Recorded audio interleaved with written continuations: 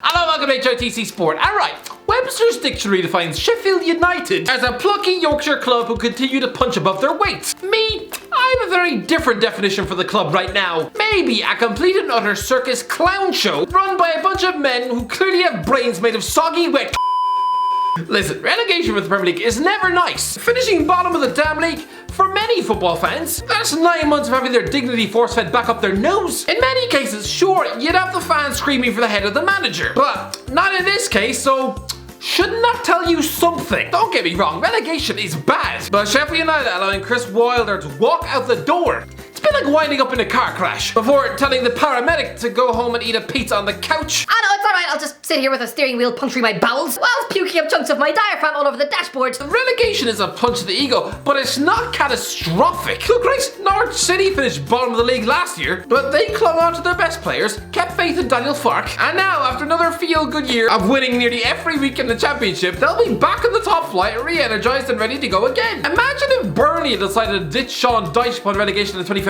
Oh, I promise you, that club would now be lodged 15th in the championship with someone like Gary Monk stuffed in your dugout. They say relegation is the worst thing any set of football fans can possibly go through. Christ above, look at the faces of the fans in the stands when it happens. These Geordies look like they've just been given front row tickets to Lady Gaga whilst being forced to eat a bowl of cow nipples at the interval. We as football fans have been conditioned to believe that relegation is a footballing death, that slipping through the trapdoor into the division below is akin to being made homeless and go and live on the streets. Relegation is the big boogeyman trapped in the closet, ready to grab your nutsack while you sleep, right? Oh no, please, not relegation! I'll just die if my club go down! Lads, here's an alternative view. Do you not think winning some actual games of football might be a bit more enjoyable than scraping 17th every year? Oh, by the way, I was trying to hit $500,000. Ah, you already. No, just hit that subscribe button if you're not already, alright? Let's get to that $500,000 party. Anyway, back into the video.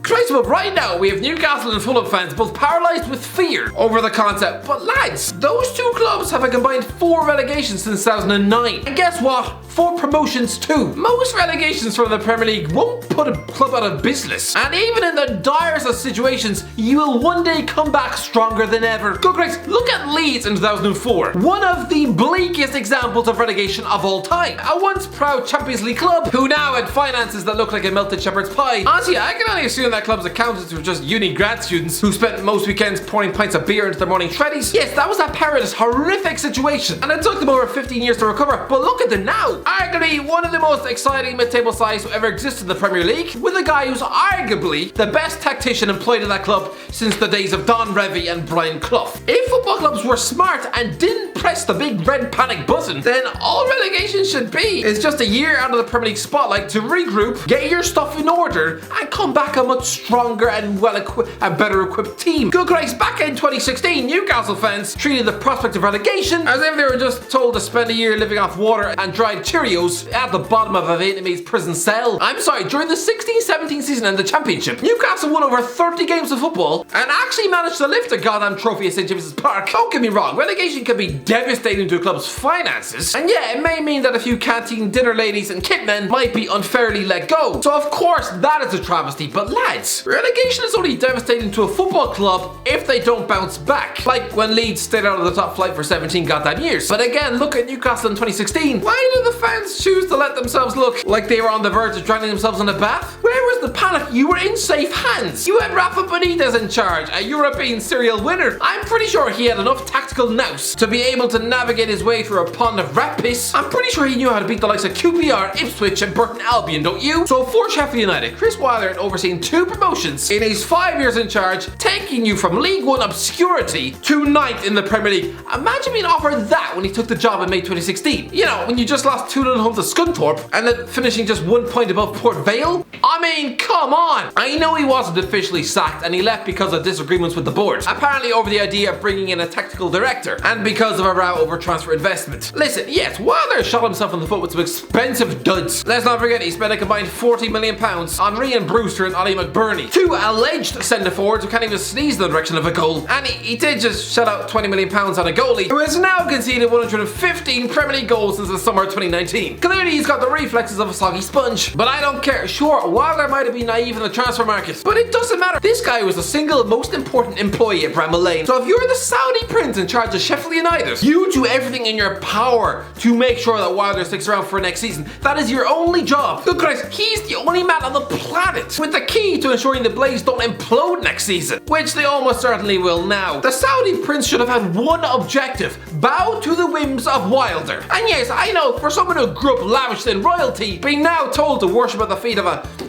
former right back from Halifax Town, again, it's a bit of a punch to the ego. But trust me, no matter how insane Wilder's requests are, trust me, he knows far more about how to operate a successful football club than the former chairman of Al Hilal FC. Listen, if Wilder wants to chuck 20 million quid of your money at Rian Brewster, only to let him then gather dust on the bench, then you open that checkbook without knowing a single word. If Wilder wants to strip naked and have him give you a sponge bath with your bare hands, then good Christ, Prince, you leave your pride in the sink and roll up the damn sleeves. If I was in charge of Sheffield United, I'd be offering to clean his toenails with my teeth. I'd be stuffing his face with 5-star lunches every day of the year. In other words, I'd be a big fat simp. Anything to keep this guy at my club. Lads, in 5 years in charge, Wilder never lost a single game by more than 3 goals.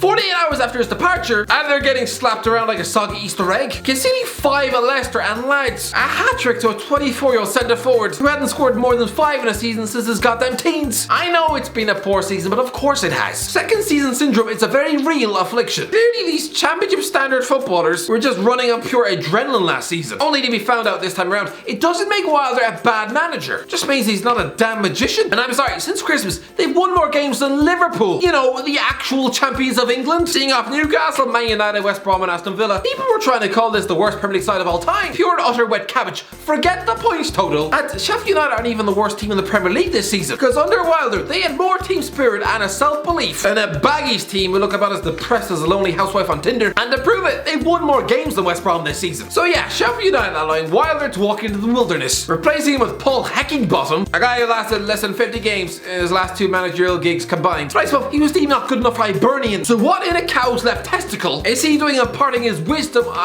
in a Premier League dugout?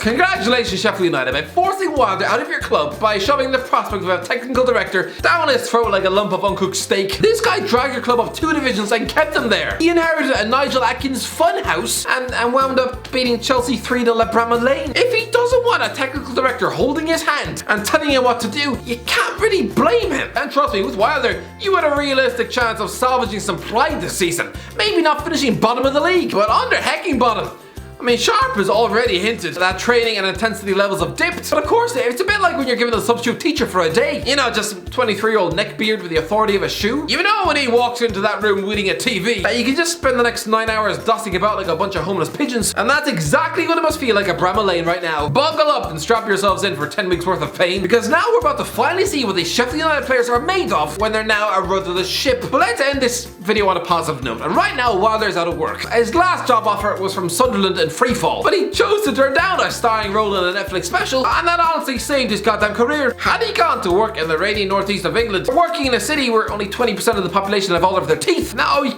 currently be sacked and viewed as a League One piece of fluff. Probably now the manager of someone like Burton Albion. I think Wilder and Celtic are a perfect fit. Sure, it was easy for the Hoops to assume that even a blind cow could manage them to more trophies, you know, after spending the last decade winning nearly every game. But Neil Lennon has quickly proved that no, you actually do still need a top manager, or at the very least an average one with 2 working brain cells, if you want to end up with silverware come May. Listen, Wilder will probably now go the Eddie Howe route of relaxing on the couch before sticking his face on Monday Night Football next February. You know, just to remind the footballing world that he still exists. Honestly, accepting the call up from Gary Neville and Jamie Carragher, I mean, look at Pochettino, look at Howe. It's the managerial equivalent of finally getting back out there after a heavy breakup and sticking your gargoyle-shaped mug on Tinder. But lads, if Wilder takes that sabbatical, people are going to quickly forget about him before being forced to choose between the likes of Millwall and Birmingham City in the summer of 2022. Again, that's like being offered 2 brands of dog food for lunch. He needs to get back out there and quick, and make no mistake about it, Celtic would be the pinnacle of his career, testing himself in Europe against the likes of AC Milan, putting himself in a managerial title race against the former England captain. Not bad for a journeyman right back at Halifax Town. Make no mistake about it, contrary to what the table tells you, Chris Wilder is a winning machine. Throughout his management career, he's been on the winning side 408 times. He knows how to win a football match on a Saturday afternoon, and will definitely have enough to be able to beat the likes of Motherwell and Aberdeen every week.